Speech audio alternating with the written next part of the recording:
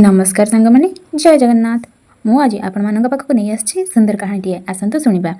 प्रहलादଙ୍କ भक्ति परीक्षा। एकदा दैत्यराज प्रहलाद राजसिंहासन रे बसिथिबा समय महातेजस्वी चैतन्य ऋषि तांको राजदरबार रे आसी उपस्थित हेले। राजा ऋषि को आसीथिबार देखि तांको सम्मानर सहित पाछोटी आनी यथा स्थान रे नहीं बसाइले। राजांकर एपरि व्यवहार रे संतुष्ट होई ऋषि पचारिले, महाराज आपणक राज्य भलरे अछि तो? तहु से दैत्यराज कहिले, महाराज आपण तो पृथ्वी श्रेष्ठ ऋषि मानक मध्यरु अन्यतम, पुणी एपरि समय आपणक दर्शन पाई मु मो निजको परम सौभाग्यवान मने करुछि। आपणक आशीर्वाद थिबा जाय ए राज्य परिचालित हेबार कौनसी असुविधा नाही। मात्र एमिति अवस्था रे मु किछि दिन तीर्थ भ्रमण करबाको इच्छा प्रकाश करुछि। अतएव एही प्रसंग रे आपण दया करी मते यथार्थ मार्ग दर्शन करंतु। यह शुणी परे ऋषि बेचैन क्षणकाल लगी नीरव रहिले। तापर से कहिले, महाराज जदि तीर्थ भ्रमण करबाको चाहुथांती तेबे आपण नैमिषारण्यकु जातु, एथिरे आपणकर बहुत मंगल हेब। ऋषिंकर एभली परामर्श को दैत्यराज प्रहलाद अति आग्रहर सहित ग्रहण करिनेले। एहापरे ऋषि से राजदरबार त्याग करी निज आश्रम आड़क आगे चलिले। ऋषिंकर परामर्श क्रमे दैत्यराज तिथिवार और नक्षत्र स्थिर करी से शुभ मुहूर्त पाई तीर्थ भ्रमणर समस्त बंदोबस्त करबाकू लागिले। यथार्थ समय आसी पहुँचबारु से तांको राजपरिषद एवं परिचारक आदि को धरी भ्रमण उद्देश्य आगे चलिले। यथा समय राजा नैमिषारण्य पहुँची सेठारे एक अद्भुत दृश्य देखा पाइले। से देखिले अल्प दूर रे एक कृष्णजमर आसन उपरे दुई जण जटाजुधारी सन्यासी तपस्या करुछन्ति। सेमानंक पाखरे थिबा एक विशाल साल्पकी वृक्ष मूल प्रचुर परिमाण रे बाण रखा जाइछि। एथि सहित ता पाखरे दुईटी दिव्य धनु और अक्षय तुणीर मध्य रहिअछि।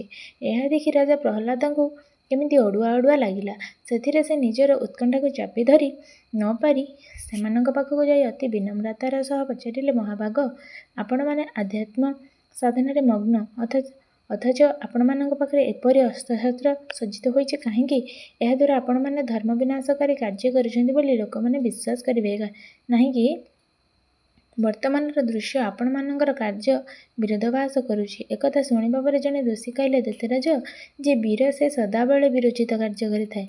मात्र ए कथारे से दैत्यराज प्रहलाद आदौ संतुष्ट होई पारिला नाही, बरं एथिरे क्षुब्ध होई से प्रतिज्ञा कले कि ऋषिंकर ए प्रकार दाम्भिकता पूर्ण कथारे उचित जवाब देवे।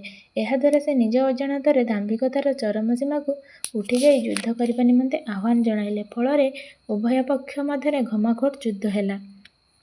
एथिरे ऋषिंकर प्रेरित ब्रह्मास्त्र तथा दिव्यास्त्र सम्मुखीन होई न पारि दैत्यराज प्रहलाद बाध्य होई युद्धरे पछघुंचा देले। शेषरे से निरुपाय होई भगवान विष्णु स्मरण कले।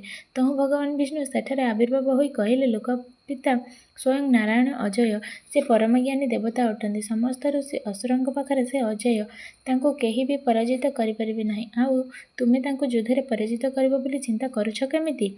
सबु शुणी दैत्यराज प्रहलाद कहिले, प्रभु मु तांको मोर अज्ञातावशतः जानी पारि नाही, हेले मु तो प्रतिज्ञा करि सारिछि, तेणु तांको मु एबे युद्धरे पराजित करिबे किपरि?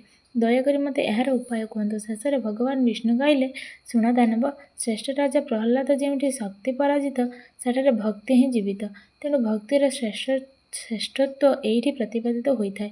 एहा सत्य को केही केबे अस्वीकार करि पारिबे नाही। अतएव तुमे जदि नारायणଙ୍କ उपरे विजय लाभ करबाको चाहुछ तेबे तुमे तांको ही प्रार्थना कर।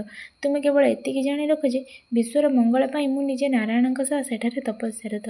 एहा जानिबा परे प्रहलाद बिद्रिगादाम को दुरंत जाई अत्यंत भक्ति और श्रद्धारे विष्णु को प्रसन्न करबा पाई तपस्या करबाको लागिले। तापरे से बुझी पारिले जे शक्ति अपेक्षा भक्ति शत शत शक्तिशाली।